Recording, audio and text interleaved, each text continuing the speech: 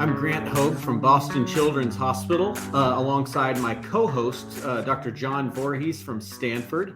And this is the newest episode of the Scoliosis Dialogues, the official podcast of the Scoliosis Research Society. I want to start off by reminding everyone that abstract submissions for our annual meeting in 2024 are currently open and will remain open through February 1st, 2024. So you've got a lot of time. Go ahead and get your projects and your abstracts started now. We have a bit of excitement for our meeting today because we have the award winner for Best Basic Science Research Paper, the Russell A. Hibbs Award. And this is Pat Cahill from the Children's Hospital of Philadelphia. And he won this award for his work entitled The Hierarchic Evaluation of Mechanically Induced Growth Modulation of the Spine in a Growing Pig Model. So welcome, Pat, and thanks for being alongside, John. Yeah, thanks, Grant. Really happy to be here and honored to be here. And so, Pat, I kind of just want to get us started off. Can you maybe just give some background on you personally and professionally? It's a big deal to win an award like this. It doesn't happen overnight. So how did you get to this point? What does the path look like? That's a great question. So I'm an orthopedic spine surgeon, but I work exclusively at a children's hospital. So that's a little bit unique because most people that do spine surgery on kids are pediatric orthopedic surgeons, or at least most people that do only spine surgery on kids are pediatric orthopedic surgeons. I'm one of the rare ones that went about it from the spine standpoint. But I've been interested in research for a long time. I've had some really great mentors and people like Howard Ahn, Tony Ranella, who've inspired me and led me in those ways. This particular project, I owe a lot of credit to my senior partners at the Children's Hospital of Philadelphia, where I've been for the last 8 years, and I owe credit to Jack Flynn and Bob Campbell. I was lucky enough to join them after spending 7 or 8 years in practice at the Shriners Hospital in Philadelphia, where I also kind of started to learn how to be a clinical scientist. But at CHOP, there was a lot of great resources to tap into the University of Pennsylvania community of great scientists, and also have streams of funding to support projects in research areas. So CHOP has a program called the Frontier Program that supports centers of excellence that do things that are unique and kind of set CHOP apart from other places. And so Bob Campbell was able to get that support for his thoracic insufficiency program. And then after Bob's passing, we have tried to carry on that tradition. And then this particular project came about through a lot of twists and turns and collaborations with really smart people, including Tom Scher at the veterinary hospital. Grant, your partner, Brian Snyder, played a huge role in the success of our translational research program and this program in particular. And he's somebody who I look up to as a mentor and who kind of coached me in how to get these types of projects off the ground and going. So a lot of great things fell into place, and hopefully we were in the right place at the right time to kind of make those things happen. So thanks. So this is an animal model. I wanted to ask a little bit about sort of how you got into working in animal models. I think there's a lot of people with zany ideas every once in a while, and it's not part of standard orthopedic or neurosurgery training as to how to go about doing an animal model study. So how did you get into that? Yeah, so a couple ways. So we were interested in studying an animal model, and Brian Snyder at Boston Children's had an animal model in rabbits for thoracic insufficiency syndrome, and looking at what happens when the thorax is constricted because of deformity, and how that can be reversed with surgical intervention. We tried to bring that to CHOP and ultimately had to partner with the veterinary school with Tom Scher, who's a veterinary orthopedist. And we found that we're going to have better success trying that model in pigs than in rabbits. And so we started doing some of that in pigs, and we continue to do some of that work. But then we also saw that tether was taking off, and there was a lot of interest in usage of tether, and there wasn't a lot of great science to say what exactly was happening to the spine. And we wanted to know, if people are claiming to have growth modulation of the spine, we wanted to actually show that that was something that was feasible, that you could apply tension on one side of the spine and have differential rates of growth between the tension side and the side that was not under tension. And we felt that a pig model was probably going to be the best way to do it. We started with an anterior model and kind of struck out. The pigs were too strong and pulling out screws and stuff. And then we said, all right, maybe a posterior model. And then it evolved from there. We tried a couple different designs and ultimately selected the flexible titanium cable as the construct that could impart tension. We were interested in answering some of the questions that we already have answered in the extremities, such as for how long and under how much tension do you have to place a growth plate to get X degrees of correction of deformity.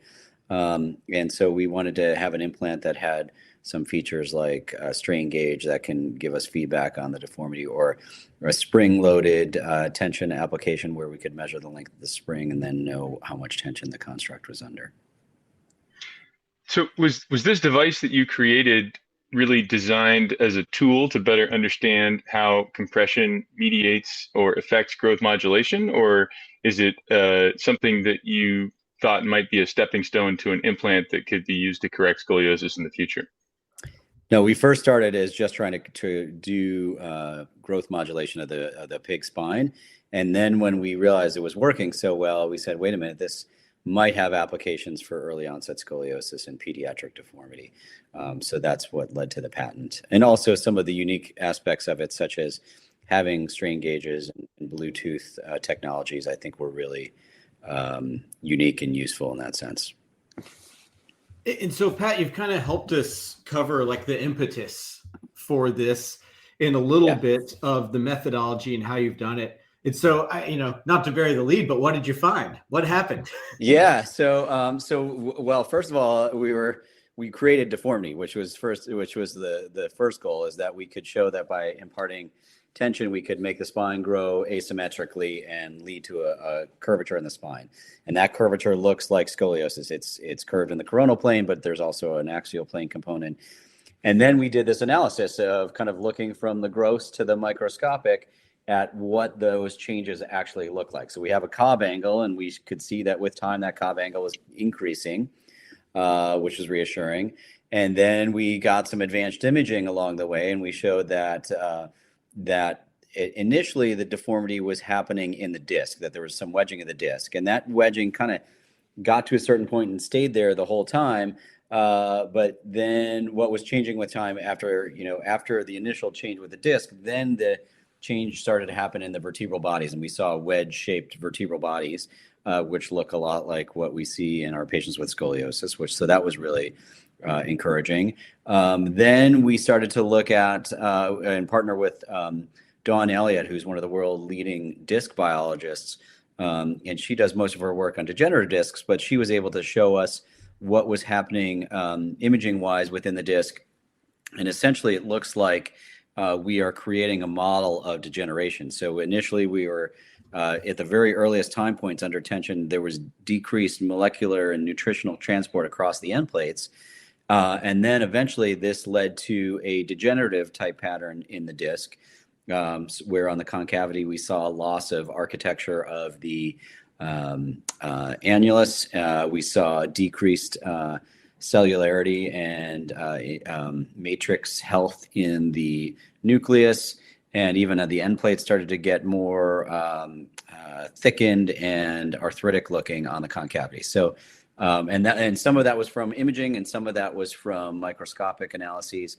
But all in all, it was a consistent picture that maybe that is the mechanism that we're not understanding with scoliosis, is that we're causing asymmetrical degeneration, or maybe this is just what we're showing in our model, but potentially also creating with vertebral tether. And maybe this is different than what's actually happening in scoliosis. That's the big next question, I think. But either way, we showed that we have a deformity. We showed that under tension, the disc seems to be degenerative, particularly on the concavity. Interestingly, at the apical levels, we also showed that the growth plate is separating and kind of pulling apart, sort of like a Salter-Harris 1 type fracture on the convexity as well. So it's not just the tension side, or not just the tether side that's having some problems, but also on the convexity as well. So it's pretty exciting. So we could create scoliosis. We're starting to get data on how much force and quantify how much force is required to have how many degrees per level per month in these animals. And now we know what these pictures look like. So we're going to try to do more. Next steps are to do things like complex immunohistochemistry staining to see which aspects of degeneration and loss of collagen fiber signals and things like that are being affected, and seeing how consistent those things are with processes like disc degeneration.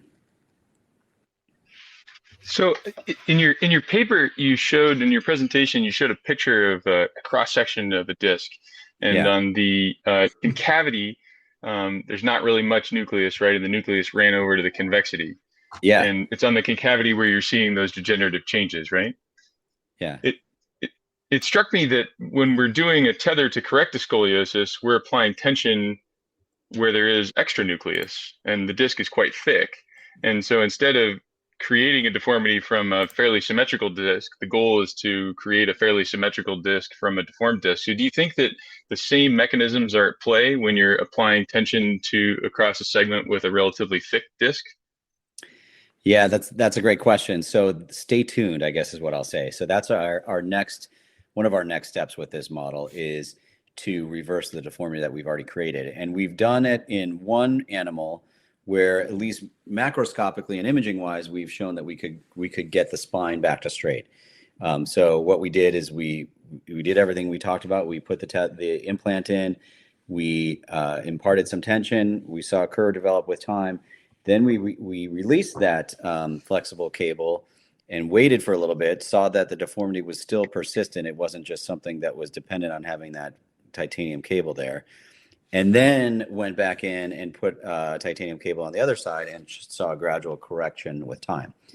So we show with imaging the spine gets straight, and what we don't have yet is the histology and sort of the disc level, high level MRI scans to look at exactly what changes are happening in that disc. Is it the same process that in reverse, or is something better and healthier happening where we're not creating a degenerative dying disc by imparting tension to it?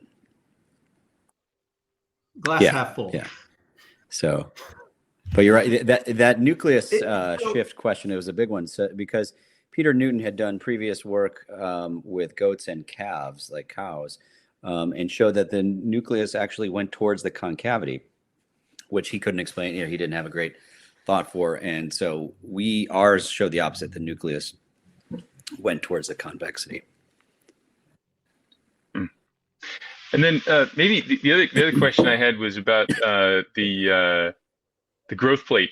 And pigs have an epiphysis and we don't. And so what can you teach us about the differences in how the disc gets its nutrition in a pig model versus a human, and how relevant might that be to translating this to humans?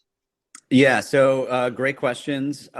So the nutrition transport across the end plate should be the same for both a pig and a human disc. They both have an end plate.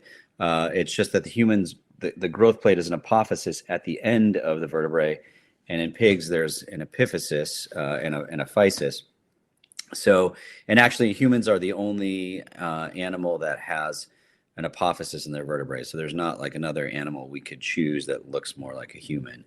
And in some ways, experimentally, it's probably good to have the end plate and the physis as separate structures, so we can see what changes are happening where, and where we can target our future analyses, and eventually maybe even target our therapeutic attempts. So some of the other things we have in the works right now is looking histologically at the growth plate, measuring the height of various zones in the growth plate. It seems like the zone of hypertrophy seems to be, at least qualitatively, when read by our veterinary pathologist, the zone of hypertrophy seems to be the zone most affected in the growth plate on the concavity. And also on the convexity, that seems to be where the splitting seems to be, or pulling apart seems to be occurring. In addition to that, then we're also seeing the thickening of the end plate and decreased molecular transport across the end plates that we saw on the imaging. So there's multiple areas being affected and multiple processes. And some of the future work, as I said, might include immunohistochemistry of those growth plates to see exactly what parts of the growth plates are being affected and at what point in time and to what degree. Pat, in the future, are there any plans to use this same construct on a large animal model, something that might even be more applicable to humans, or even with a large animal model, go back around and give it another go with an anterior approach? All right. Yeah, a lot to unwrap. So I would say I would welcome you to come out to our veterinary hospital and see the pigs, and before you question whether or not they're large animals. These pigs are really big, and they get up to 200 pounds before the end of our work with them. And that's bigger than me. That counts. And part of the reason we chose them is also they grow very rapidly. So we can see, the changes in a short order of time. But I mean, we've talked about, what other animals might be more meaningful. Is there a bipedal animal like a kangaroo, maybe? These are sort of pie in the sky ideas at this point. But the other thing is the implant now it's time to start thinking about commercialization. So the institution owns the patents might be in our names, but the institution owns that intellectual property. So they have to decide how they're going to try to market this or let more science develop around the product, the implant. It's not a product yet. So who knows what's next in terms of the testing for the implant and things like that. I have thought that this type of implant might be useful in patients with early onset kyphosis, particularly when it's not related to a congenital anomaly. So potentially I've thought about if I had a patient that had that deformity, potentially applying the implant to that and applying to the FDA to get a humanitarian device exemption for a one-time use for something like that. And that might be the next phase that we would see something different in this implant.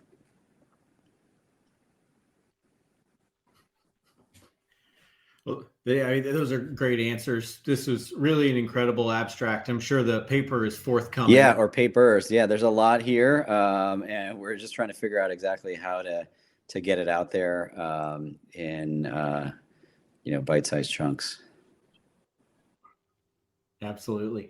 Well, thank you so much for being with us today. I think we are right up against our time.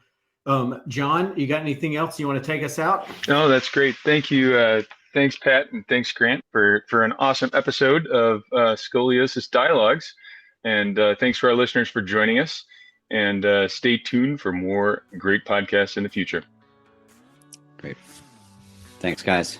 Thank you. The Scoliosis Research Society is a nonprofit professional organization made up of physicians and allied health personnel. Their primary focus is on providing continuing medical education for healthcare professionals and on funding and supporting research in spinal deformities. Please visit srs.org for further information.